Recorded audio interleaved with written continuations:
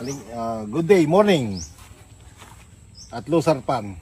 Kumuha kami ng niyog. Kung titingnan mo to, yan. Yan ang sign ng makapuno. According din sa aking niyog. Yung sa experience ko. Pero ngayon, titingnan ko talaga kung ito makapuno. Tingnan natin ha. Kung talaga siya makapuno. Pagka siya makapuno, swerte nyo. Dahil kasi, madalang ang makapuno. Sa isang puno, pinakamarami na yung makuha mo, isang buwig. Ay isang buwig, kumisan ang laman ng 10. Sa 10 na yon, maaaring may 3, may 4. Ito naman isang to.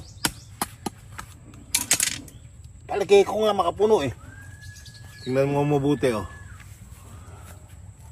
Palagay ko makapuno. Dahil kasi hanggang ngayon hindi tumutuloy sa buwi oh. Yan oh. Tingnan natin ha. Oh. Titikman natin. Makapuno nga. Yung lasa ay makapuno eh. Ayan oh, tingnan mo ha. Tingnan mo mabuti ha. Nakatim ka na ba kayo nito? Marami tayong seedlings. Ayan oh. Ayun yung seedlings so tubo ko. Ayun oh. Ayun.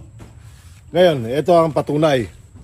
Pag ito makapuno, magbebenta ako ng seedlings next year, hindi pa ngayon. Pero unahan na lang kayo.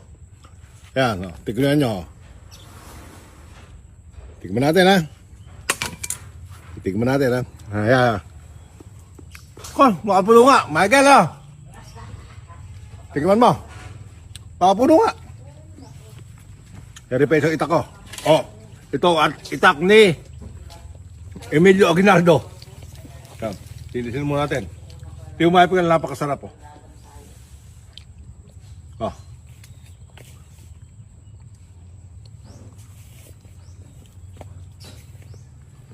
Makapuno nga ano? Apa, makapuno nga. O, titingnan natin kung talagang makapuno. Ang makapuno daw, halos wala raw tubig. Titingnan natin ha, kung talagang makapuno ito.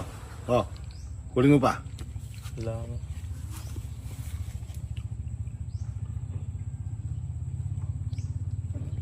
Balasa ano? Apa, iba. Tsaka malambot ano? O, bibiyakin natin. Hindi pa nagiging niyog yan. Ayan o. Sarap. Cut!